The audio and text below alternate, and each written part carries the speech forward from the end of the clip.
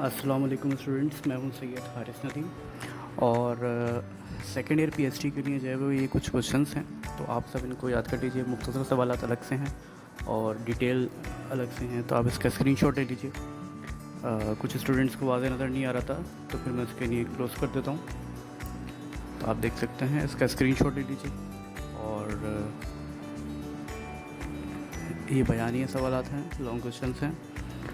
इंशाल्लाह इसकी तैयारी करने के बाद आपको कल के पेपर में ये क्वेश्चन नज़र आ जाएंगे।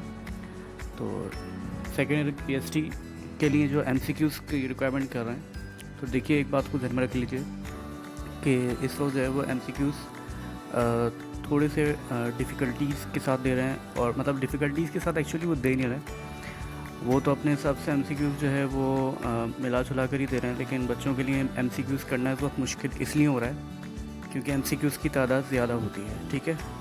तो ऑफ कोर्स जो स्टूडेंट्स सिर्फ 5 ईयर्स से करेंगे, तो मैं उनको पहले ही बता रहा हूँ कि उनको कल के एमसीक्यूज़ में परेशानी होने वाली है।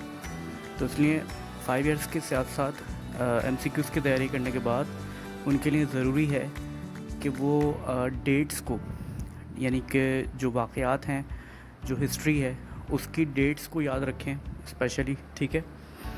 डेट्स को याद रखने के अलावा किसी के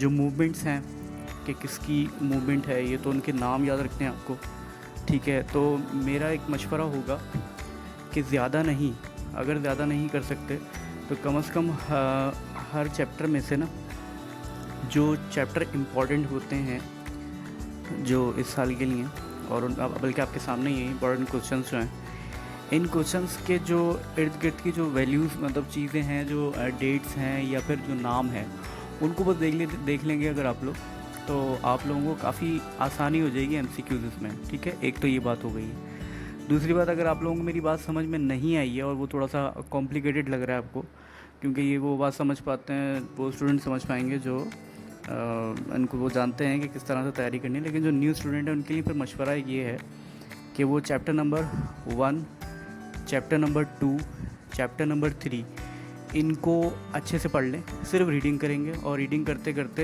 करने के दौरान जब उनको डेट्स मिलेंगी, स्पेशली उनको याद रखना है, और कि ये मूवमेंट किसकी थी और क्या नाम था उनका, तो उनका आपको नाम बाद मालूम होने चाहिए और उनके बारे में मुख्तसर तारुफ भी आपके जहन में होना चाहिए। प्लस जो लास्ट के 2 यूनिट्स हैं, ठीक है, शुरू के 3 यूनिट्स और लास्ट के 2 यूनिट्स अगर आप लोग थोड़ा थोड़ा पढ़ लेंगे तो उससे आपको बेनिफिट ये होगा कि आपके एमसीक्यूज़ जो हैं वो निकल जाएंगे 5 ईयर्स जो है आपको करने के बाद।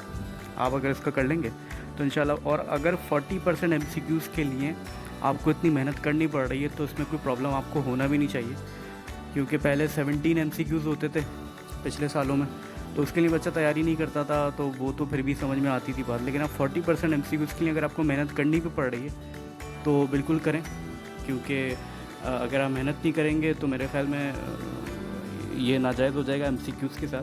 तो एमसीक्यूज़ के लिए आपको मेहनत करनी चाहिए, क्योंकि 40 एमसीक्यूज़ जो हैं वो बहरहाल मायने रखते हैं। और जो स्टूडेंट्स हैं वो इसका इंतज़ार करते हैं कि जी लीक हो जाएगा पेपर, तो उनको मैं एक मशवरा देना चाहूँगा कि लीक पेपर का इंतज़ार ना किया करें। इससे आप लोगों के दिमाग पे भी असर पड़ता है। सिर्फ वजूहात यही नहीं होती कि आपको लीक पेपर, आपको बहुत ज़्यादा घबराहट हो जाती है उस टाइम पे ना, कि जी मैं इस टाइम पे देख रहा हूँ पेपर या देख रही हूँ पेपर, तो फौरी मुझे तमाम चीज़ों को देखना होगा। तो मेरे ख्याल में ये बेवकूफ़ी वाली काम है, और इस तरह के जो है वो काम किसी को भी नहीं करने चाहिए। और वैसे भी आपको मालूम है कि इस तरह का जितने भी काम होते हैं, जो काम आप चोरी छुपे कर रहे होते हैं, वो गुनाह का काम होता है, ठीक है। ये समझने वाली बात है। तो सही और गलत की पहचान रखें, और सही और गलत की पहचान रखेंगे तो इंशाल्लाह कामयाबी देने वाला अल्लाह पाक है। अस्सलामु अलैकुम व रहमतुल्लाह।